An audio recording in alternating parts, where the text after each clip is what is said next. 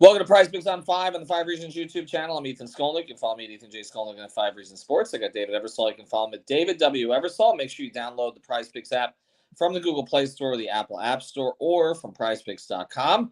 Use the code 5 to get your initial deposit matched up to $100. Don't need to put it all down at once. But if you do, that's what they'll match, and it is free money. And it's not hard to get your money out either. So go to PrizePicks.com. Use the code 5, F-I-V-E. All right, we've got some NFL games coming up this weekend. We'll touch on those a little, but we're going to do more shows over the weekend. Here, we're going to focus on the Heat and the Hawks. Of course, the big news from the symbolic perspective is Udonis Haslem is going to get his jersey retired. You figure the Heat will be amped up for this one. The big news from a basketball perspective is no Trae Young. So, there are a couple different ways to play this, David, and I was thinking, okay, look, DeJounte Murray's going to have a huge game, right? No Trae Young. But then I looked at his points, rebounds, and assists, and he's at 36.5. He hasn't gone over that number in the last 5 at least, right? Or 4 of the last 5, he hasn't gone over that number. Barely in the one. But he's been right there, but it hasn't been emphatic. Correct. And I know that everybody's like, well, he's going to be trying to make an impression on the Heat if he wants to get traded to the Heat. I understand all of that. But I'm still playing it under. I feel like I've been chasing some of these numbers in the NBA of late.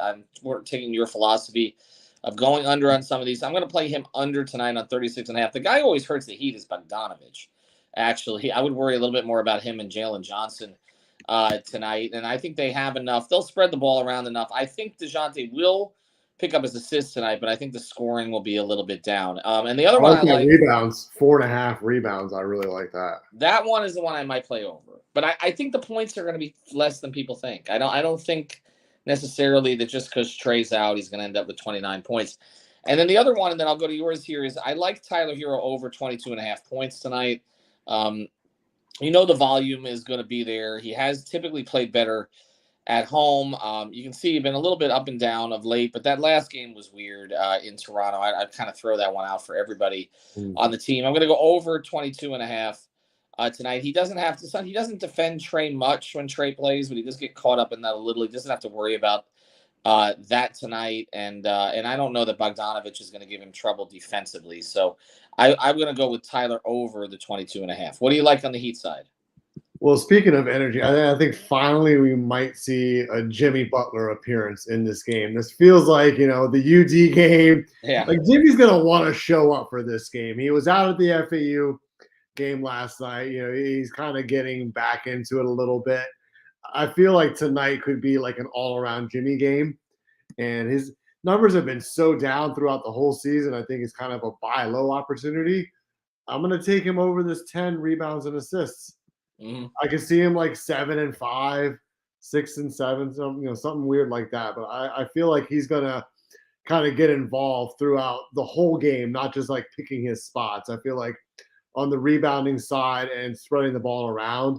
Jaime is doubtful in this game, correct? Yeah. Yes, Jaime is doubtful, and Duncan is questionable. Duncan's questionable. So that's another reason that I thought to play Hero over. But you can make a similar case for Butler. The minutes will probably be up a little bit, and obviously you're losing two double-digit scorers. At least one of them is definitely out, and the other one is likely out. So I can see the logic for it. We know that Kyle Lowry's not going to score. He's at 6.5 points. He hasn't had more than 3 field goals in any game this month. So I wouldn't necessarily play that one over. You can see that. I wouldn't touch any of the Lowry props, honestly, unless you're going to go under. Although he's had some games against Atlanta with Miami before. But I agree with you about Jimmy. I mean, look at that. I agree. I agree with you. I agree with you about Jimmy.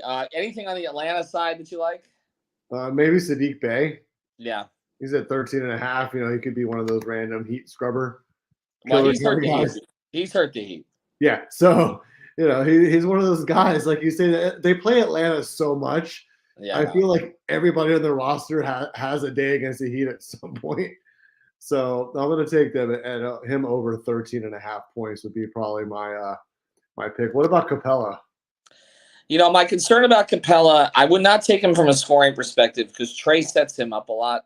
But I might look at the rebounding. It seems low for Capella, 8.5, but his numbers have been down. Yeah, they have because they've been spreading those minutes out a little bit more in the front court. But could he go over it? Yes. he has gone over it typically against Miami. I don't know that I would necessarily play it. I think the Bay pick is better. What? Just before we go here, what's Bogdanovich at? Because I won with him last time, and I feel like I win with him every time he plays the Heat. Oh.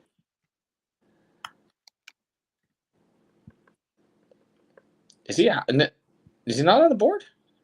No, he's not even on the board. Maybe he's banged up because I did not see him as questionable or anything. We got Jalen Johnson basically, and we didn't touch on Bam too. Yeah, Jalen Johnson has been hot. They're again as they pivot with this team a little bit, he's getting a lot more looks. It feels a little bit like a Hawkins thing where I've noticed the props on him continuing to go up here. I might look at him. As far as Bam goes, my typical thing on Bam is if he's under 32 points, rebounds, and assists, I'll play it. What's he at tonight? 37.5? Yeah, he's up there. 37.5. His numbers have been way up there. Yeah, I know he's crossed it, but I would play that under. I love his offensive rebounds. Been down lately, but it depends on the matchup, obviously. Yes. So. Yeah, I don't know if I'd play. Some of these numbers are a little elevated on him. Before we go, go ahead. One more. No, as I say, we can pivot to unders. The 5 Reasons Network is transitioning to unders. Yeah, I feel like the unders have been hitting for me better lately. I got scarred by the Sengun experience where he missed by half a rebound at the end of the game recently. On the NFL side, we'll do more of this tomorrow, but a couple of things that I like. I like Deebo Samuel under on overall yardage. He has been under lately. I know against San Francisco, he's not really been playing for anything, but I would play him under, and I also would play Jordan Love over in that game. You can see Deebo's been under 4 of the last 5, and I would play Jordan Love over. I think he's 254.5. 251. And a half. 260 on the rushing and passing. San Francisco lost a core safety for them. I do think Green Bay is going to have to. I think this game is going to be more competitive than people expect, actually. Yeah. But I think they're going to have to throw to win. I understand that they've run the ball well of late, but they're going to have to throw to win. They throw to 4 different receivers. I don't know that I would play any of those receivers. I feel like I kind of want a night to sleep on the Texans. Ravens picks. I was looking at kickers in that one. And Justin Tucker is a usual play, but they've got him at 2, or he's 2.5 on a demon play. Yeah, 7.5 on kicking points. Let's see the field goal attempts. They have so many in here now. So field goals made. Yeah, the demon 2.5. Yeah, I mean you can see he typically is a 3 field goal guy. But I don't know in this particular. Stroud also. I decided to stay away from Stroud. So, like I said, I want a night to think about all of these. I would play Singletary under. Feel like that number got a little too elevated as well. But there are some interesting plays on the board. So we will come back to you on this stuff tomorrow morning. But for right now, again, look at Singletary. He's been over on it, but I don't know. I still might. Yeah, I'm going under Rashad White too. Detroit's run defense is their strength by far. Yes. So I'm going to take him under this 55.5. I was looking at that Detroit Tampa Bay game. I think that's going to be a pass heavy game. I think both of the main backs go under on that one, being Montgomery and White for Tampa Bay. We gonna still play Jamar Gibbs. I love Jamar. I always love Gibbs. I mean, Gibbs is just like he's so consistent. Yeah, he just puts up fantasy. I like him. I've been playing him on fantasy score or on, kind of the attempts. Right. Those categories. Because his yards per carry are kind of up and down. If he doesn't hit the big plays, he tends to, suffer in terms of yardage. So, and Tampa Bay's run defense is also really solid. So.